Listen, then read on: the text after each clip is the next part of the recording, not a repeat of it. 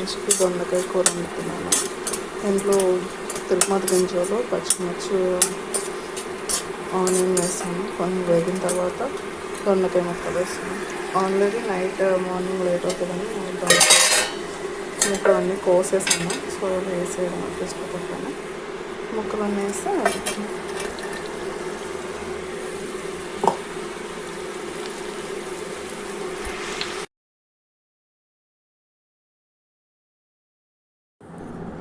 దొండకాయ కూర ఉడుకుతుందండి. సో నాకు చిన్న ముక్కలు కోయడం అంటే ఇష్టం. పెద్ద ముక్కలు నాకు అంతగా నచ్చవు. సో అందుకే ఎప్పుడు చిన్న ముక్కలతోనే కర్రీ వండుతాను.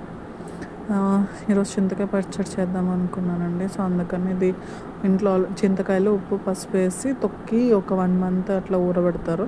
ఊరబెట్టిన తర్వాత గింజలన్నీ తీసేస్తే ఇలా మనం 1 year స్టోర్ చేసుకోవచ్చు. అందుకని దాన్ని ఎండుమిరపకాయలతో పచ్చడి చేసుకోవచ్చండి. సో కొంచెం మనం కారం తిన్నదాన్ని బట్టి ఎండుమిరపకాయలు, మేము కొంచెం కారం ఎక్కువ తింటాం కాబట్టి 15 అలా వేసుకుంటున్నాము. మీకు ఇంకా ఎక్కువ కావాలంటే ఎక్కువ కూడా వేసుకోవచ్చు. వేసుకుని కొంచెం ఆయిల్ వేసి వేయించాలి. మరీ డార్క్ కలర్ ఏమో అవసరం, కొంచెం అటు ఇటుగా వచ్చేలా వేస్తే సరిపోతుంది.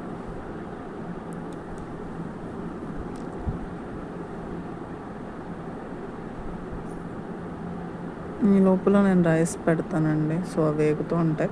లోపల రైస్ పెట్టి, నేను చిన్న గార్డెన్ ఉంది నాకు, అంటే పెద్దగా ఏం లేదు, చిన్న చిన్న మొక్కలు పెంచుతూ ఉంటాను. సో వాటికి ఎప్పుడు బియ్యం కడిగిన వాటర్ పోస్తాను. సో బియ్యం కడిగిన వాటర్ పోస్తే బాగా పెరుగుతాయి అంటారు. సో ఇంటి దగ్గర కూడా అలాగే చేసేవాళ్ళం మేము, అందుకే ఇక్కడ కూడా అదే చేస్తాను.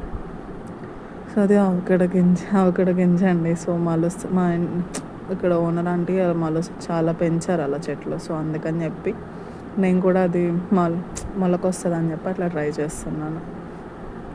ఇంకేసారేమో నేను నార్మల్గా చేత్తో చూసే పెడతానండి. సో ఐడియా ఉంటుంది ఇంట్లో బియ్యమని చెప్పి, అందుకని ఎసరు చూసేసి పెట్టేస్తాను. సో ఈరోజు మొత్తం ఇండక్షన్ అండ్ రైస్ కుక్కర్లోనే వండుతున్నాను. స్టవ్ ఏమి యూజ్ చేయట్లేదు, ఓన్లీ చింతకాయ పచ్చడికి మాత్రమే యూజ్ చేస్తున్నాను.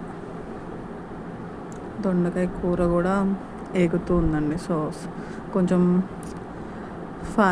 సిమ్లో పెట్టాను, అదే స్లోగా ఎగుతుంది. సో మిరపకాయలు వేగిపోయినాయి, మనం ఇంకా మిక్సీ పట్టుకోవాలి దాన్ని.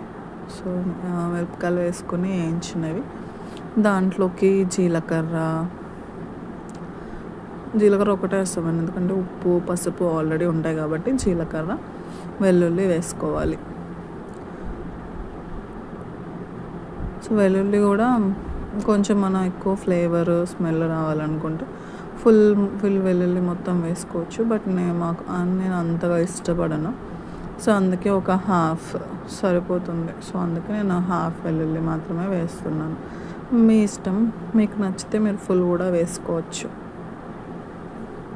అంతే అండి. పచ్చడి కూడా సుమారు అంటే మిరపకాయలు బాగా ఘాటు ఉంటే కొంచెం ఎక్కువ వేసుకోవాలి. లేదు నేను తీసుకున్న దానికి ఇంత సరిపోతుందండి. సో డైరెక్ట్గా మిక్సీలో వేసేసి మిక్సీ జార్లో తిప్పేసుకోవాలి. నాకైతే ఇంత సరిపోతుంది. ఒకవేళ మీకు ఘాటు ఎక్కువగా అనిపిస్తే మధ్యలో మళ్ళీ కొంచెం తీసుకుని వేసుకోవచ్చు. అండ్ వాటర్ వేసి తిప్పండి, ఎందుకంటే కొంచెం చింతకాయ పచ్చడి అనేది గట్టిగా ఉంటుంది. అందుకని ఇంకొంచెం వాటర్ వేస్తే ఫైన్ పేస్ట్లా అవుతుంది. లేదు మీకు కొంచెం గట్టిగా రవ్వగా కావాలంటే వాటర్ ఏం పెద్దగా ఎక్కువ అవసరం. బట్ నాకైతే వాటర్ వేస్తే కొంచెం స్మూత్గా బాగుంటుంది కాబట్టి వాటర్ వేసుకుంటాను. తర్వాత తాలింపు వేసుకోవాలి. సేమ్ ఆ గిన్నెలోనే మినపప్పు, పచ్చెనగపప్పు, ఆవాలు వేసుకుంటే సరిపోతుంది. ఆల్రెడీ జీలకర్ర వేసాం కాబట్టి. కరివేపాకు అన్నీ వేసుకొని తాలింపు బాగా వేయించాలి. తాలింపు వేగిన తర్వాత డైరెక్ట్గా పచ్చడి దాంట్లోనే వేసేయచ్చండి. సో దాంట్లోనే వేసి ఒక 2 minutes అట్లా స్టవ్ మీద అలా తిప్పుకోవాలి. 1 minute 2 minutes అలా తిప్పుకొని తిరిగిన తర్వాత స్టవ్ కట్టేసేసి కొంచెం మనం మొత్తం మిక్సీ జార్లో ఉన్నది మొత్తం తీసేసేస్తే సరిపోతుంది. ఇంతండి, వేడివేడి అన్నంలో వేసుకుని తింటే చాలా బాగుంటుంది పచ్చడి.